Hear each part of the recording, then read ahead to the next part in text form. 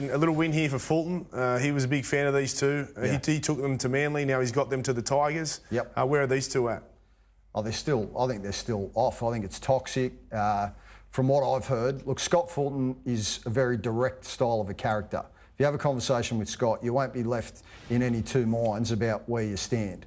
Now, how it's all exploded to where it is Scott was telling people that he's got questions about Benji's credentials as a coach, which, in fairness, like Benji is in his first season as an assistant, hasn't had any other previous coaching experience, so he has got the L plates on. That got back to Benji, okay? So that was the first thing that went down like a lead balloon.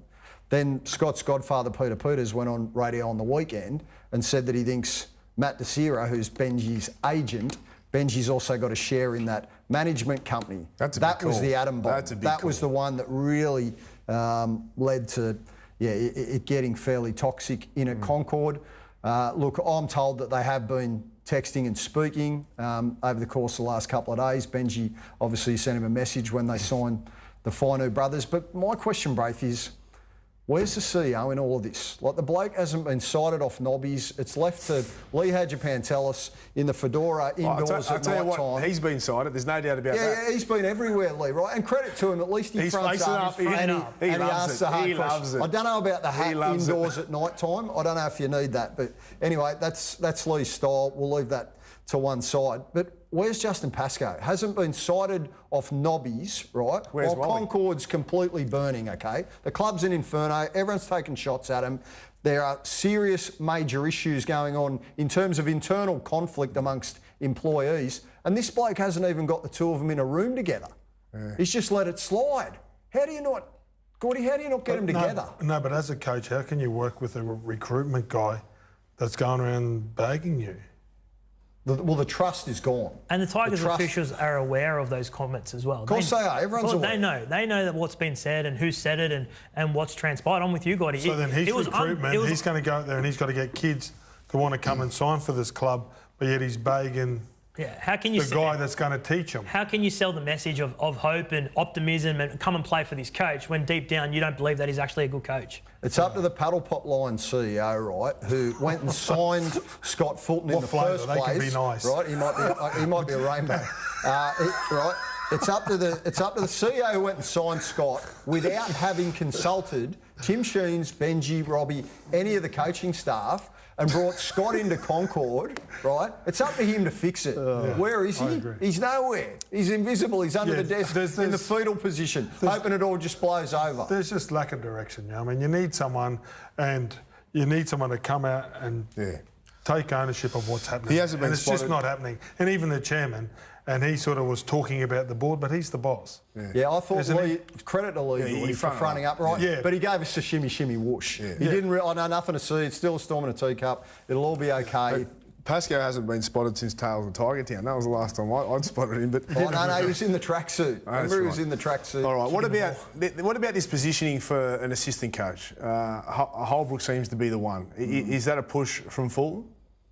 I think it's a push not only just from Lee, or is it the board? No, I think there's been some conversations with player managers who have relayed their concerns to Lee and the board, outlining the fact they don't feel like the players are getting coached adequately. So that's frightening, Mick. That's frightening. But that's the reality of it. To Braith's point from Monday night, since when are we allowing agents to run clubs? We've seen this circus previously, and it never ends well. But I think none of those agents have Justin Holbrook as. They're not Justin Holbrook's manager.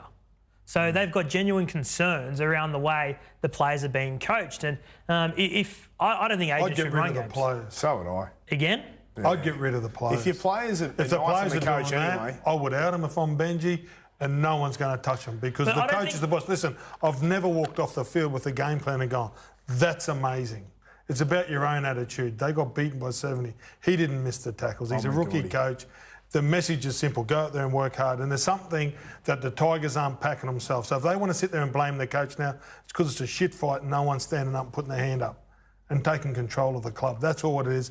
And now they're going to blame someone else. So now the easiest target's Benji and Tim Sheens, and they're taking the brunt of it.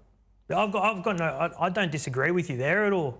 Gordy, but that's what they're saying. That's the reality. They feel like, for whatever reason, they've come. Some of them have come from strong clubs, and they get in there and they go, "This is totally different to the way things were done at my old club." Nick, agents play an important role in the game, but you can't have agents dictating how clubs are run and who the coaches should be. What about this? What if the agent's worried about their players' performances and the way they're going at the West Tigers, and they're devaluing by the week the way that they're playing, and they're thinking, I want to get them out of here because I'm going to earn more money? Before it hits rock bottom, That's I right. guess. No, that could be... See, this is the thing. You can't... I'm a player agent, right? I've got 5 clients, and I do it because I mentor them and I'm passionate about it, but I look at it a different way. But... Because it's not about earning the dollar for me, you know. But a lot of these guys, it's about the dollar. Braith, what if you had 3 or 4 guys at one club who had genuine concerns about what they're learning and their development? What would you do there? Well, I know Benji well, and I know Sheen's well, and I know they'd be learning. Ferner's been a first-grade coach, and you think Robbie and Benji have something to offer? I'm not saying the players are right here at all. I'm just outlining exactly what's occurred. And if I can get that... Can I tell you something? Players bag Wayne Bennett. Of course they do. Hold on, what? Of course they do. There you go.